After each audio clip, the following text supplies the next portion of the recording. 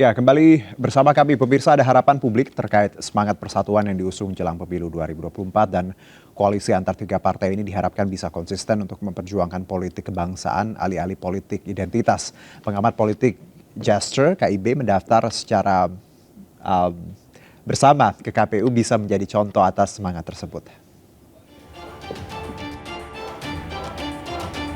Ya, sebelumnya Direktur Eksekutif Paras Syndicate Ari Nur Cahyo menyebut pendaftaran parpol dalam Koalisi Indonesia Bersatu atau KIB ke KPU secara bersama-sama dapat dimaknai sebagai pesan yang mengusung semangat persatuan. Sebelumnya Ketua Umum Partai Golkar Erlangga Hartarto menegaskan kunci atasi berbagai persoalan dan konflik adalah persatuan.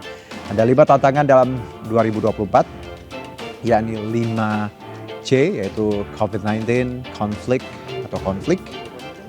climate change atau perubahan iklim, commodity crisis atau harga komoditas, dan cost of living atau biaya hidup. Ditambah lagi juga political storm atau badai politik yang biasa terjadi setiap pesta demokrasi berlangsung.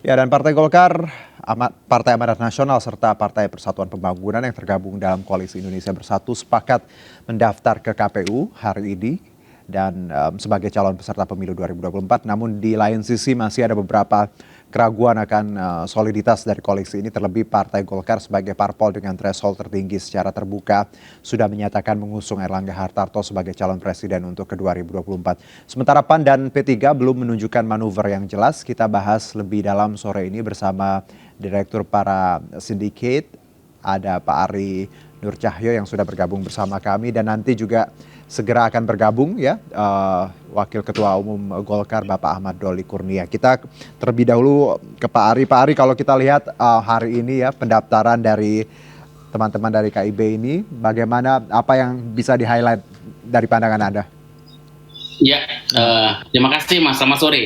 Jadi seperti yang diutarakan oleh Ketua Umum Partai Golkar yang hari ini mendaftar ya bersama dua rekannya dari PAN dan kemudian P3, ya memang mereka ingin mengusung pesan persatuan, kompak, apapun kita bersahabat gitu ya. Nah ini pesan persahabatan, persatuan ini yang memang perlu kita highlight sebagai pesan kebangsaan ya. Memang ketika dari awal memang tiga partai ini mengusung koalisi, bagaimana politik gagasan, politik kebangsaan itu bisa dikedepankan, dan sampai hari ini memang itu diwujudkan, walaupun memang masih dalam taraf simbolik ya, daftar bareng begitu ya, ke KPU bareng begitu ya. Ini masih kesannya memang simbolik, tapi dari pesan simbolik ini diharapkan nanti bagaimana bisa membumi, bagaimana bisa menyemai benih-benih persatuan yang memang sekarang menjadi ancaman ya, persoalan polarisasi di masyarakat, persoalan segregasi sosial, polarisasi, sehingga ketika ada koalisi partai yang ingin mengusung dan mengawal persahabatan, persatuan, persaudaraan, bangsa, ini perlu kita apresiasi. Tetapi bagaimana konsistensi tiga partai ini dalam mengusung gagasan persatuan, politik kebangsaan, dan dari awal kan juga sudah mengutarakan bagaimana tiga partai ini mencoba menolak segala bentuk politik identitas yang menjadi ancaman dalam nanti pemilu 2024. Nah, kita perlu apresiasi, mengawal, dan kemudian menagih terus supaya mereka tetap konsisten dengan janji-janji politik mereka. Ya, jadi Pak Ari, ini adalah kita bisa bilang kan good move lah ya, bagaimana ketiga partai ini tadi mendaftarkan dengan message seperti itu. Apakah ini juga menunjukkan juga bahwa membantah akan asumsi publik pekan lalu, bagaimana KIB dianggap rapuh seperti itu dengan sikap Golkar yang sudah mengumumkan terlebih dahulu capresnya, dari pandangan Anda? Ya memang dari tiga partai ini kan memang posisi Golkar itu kan partai besar ya, partai pemenang pemilu, pernah pemenang pemilu dan ketiga besar dalam survei, dan memang posisi Pak Erlangga sebagai ketua umum juga, dan 3 orang ketua umumnya adalah semuanya menteri di jajaran kabinet Indonesia Maju. Saya pikir ini modal politik kuat, dan masing-masing partai sah ketika menghendaki ketua umumnya menjadi calon presiden dari koalisi yang mereka bentuk. Dan bagaimana manuver dan bagaimana move ini bisa bisa dilihat bersama secara fair, gitu saja. Oke, kalau bicara mengenai faktor yang membuat satu koalisi bisa langgeng seperti itu, dari pandangan Anda, Pak Ari, apa yang harus KIB lakukan? Karena kita tahu sebenarnya kalau bicara power sharing ya, kita jelas Golkar dengan angka yang lebih besar dibandingkan P3 dan PAN. Ada hal lain menurut Anda yang harus dilakukan ketiga partai ini agar KIB ini tetap lanjut seperti itu?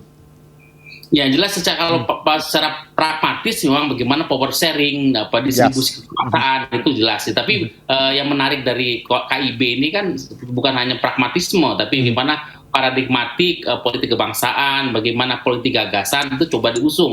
Bagaimana kesamaan ideologi, platform, karena tiga partai ini menjadi bagian dari koalisi pemerintahan Pak Jokowi yang bagaimana punya komitmen untuk melanjutkan pembangunan segala macam, itu mungkin simpul-simpul kesamaan dari tiga partai ini, Golkar, PAN, dan P3 yang hari ini memang sama posisinya sebagai pendukung pemerintah, berada di posisi pemerintahan, menjadi bagian menteri kabinet. Nah, ini mungkin kepentingan ini atau hal simpul-simpul ini yang mudah menyatukan tiga partai. Bagaimana walaupun PAN sebagai pendatang baru masuk kabinet, tetapi paling tidak tiga partai ini ketika punya komitmen untuk bagaimana melanjutkan katakan legasi Pak Jokowi, itu kan merupakan satu simpul yang mungkin jadi perekat, di samping mungkin ideologi segala macam mungkin tidak sama persis ya.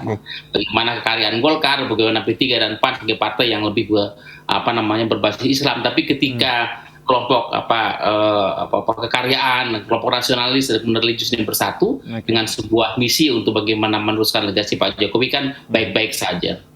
Kalau kita bicara lebih spesifik, lebih detail seperti itu Pak Ari, bahwa kita tahu tadi juga ada di video kita ya, selagi kita berdiskusi bagaimana Erlangga datang ya sendirian tanpa didampingi dua partai pimpinan lainnya, baru setelah itu baru bergabung ya ketua P3 dan juga PAN.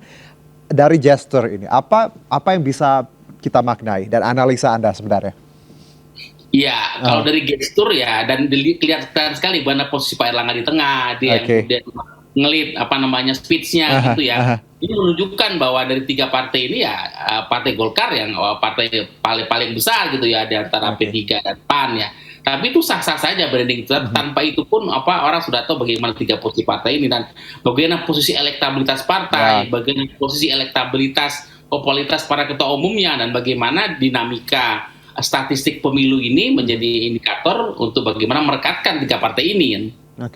Jadi dengan kata lain bahwa memang Golkar sesuai tadi, mereka let's say mungkin terkesan egosentrik, tapi memang ya itulah Golkar seperti itu dengan modal yang dipunya ya Pak Ari ya.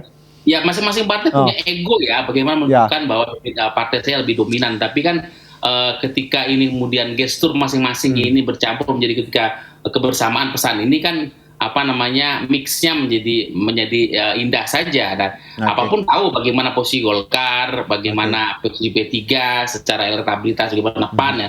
Tapi ketika mereka mau bergabung ya sebenarnya ya dalam banyak hal memang posisi Pak Erlangga itu selalu di tengah ya. Apakah itu juga secara simbolik gesturnya bahwa jadi sebenarnya I'm chairman of the coalition ya, itu ya. Pak Ari, dengan kata lain bahwa ini memang koalisi, tapi tetap tadi kalau kita lihat memang Golkar positioningnya memang sebagai leader ya. Take lead ya dalam koalisi ini, seakan-akan mengerti lead. Walaupun sebenarnya di awal kan koalisi ini jelas secara benefit politik menguntungkan PAN, karena ketika koalisi ini baru dibentuk bagaimana PAN benar langsung masuk kabinet.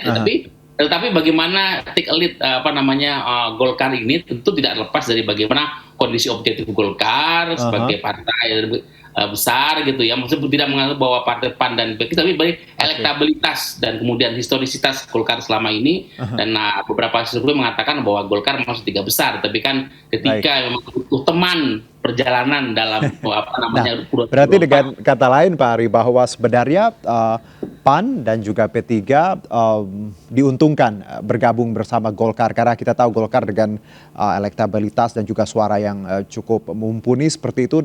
Kalau bahasanya mungkin ada simbiosis mutualisme seperti itu. Jadi ketika dua partai PAN dan P3 sadar dengan angka yang mereka punya, bergabung dengan Golkar, paling tidak kedepannya ada perbaikan atau penambahan di situ mungkin juga. Ya pasti ya, pasti ada bagaimana kesamaan kepentingan dari tiga partai ini, masing-masing punya kesamaan kepentingan. Dan itu bagaimana kesamaan tiga partai ini dipertemukan dalam KIB, bahwa bagaimana posisi existing masing-masing partai itu kan objektifnya hasil survei melihat itu, tapi bagaimana nanti perjalanan menuju 2024 kan KIB ini tentu ingin perjalanan bersama ini membuahkan benefit politik untuk masing-masing partai. Oke, kalau bicara Golkar, apa yang Golkar dapatkan ketika bersama P3 dan PAN ini? Kita tahu Golkar adalah partai besar, sebenarnya bisa bersama siapapun seperti itu. Kalau dari pandangan Anda, apa yang Golkar tadi diuntungkan dari koalisi ini? Kita tahu bahwa sebenarnya PAN dan P3 ini ideologinya sangat spesifik ya, pemilihnya juga cukup spesifik dalam artian bahwa ada ya sesuai namanya seperti itu, ada unsur agama. Apakah ini juga yang dibidik Golkar, bahwa Golkar yang lebih plural seperti itu, berteban atau berkoalisi dengan partai yang lebih spesifik ideologinya? Ya, yang pertama jelas alasannya presidensial threshold ya, bagaimana komposisi 20% di parlemen itu menjadi pertimbangan partai-partai membentuk koalisi kan. Sudah ada partai lain, 2 partai yang lain juga membentuk koalisi, alasannya itu. Tapi bahwa ketika komposisi ideologi dan kemudian partai menjadi corak baru kan tentu saling komplementer antara Golkar, P3 dan PAN, dan ini kan posisi kekaryaan nasionalis religius ini kan menjadi menarik ketika memang benar-benar bisa dimix sebagai sebuah koalisi. Tapi kan memang problem terbesar hari ini kan siapa sosok capres yang kemudian mau diusung ini sehingga bisa menguntungkan elektabilitas tiga partai ini. Dan mungkin ada partai yang bergabung lagi, tentu kan tarik menarik kepentingan antara partai yang sudah ada 3 ini dan kemudian partai baru menjadi hal menarik kita ikuti. Ari, apa Anda melihat ada kemungkinan ke depannya bahwa akan ada partai juga yang bergabung di KIB dengan melihat dinamika yang sekarang berjalan?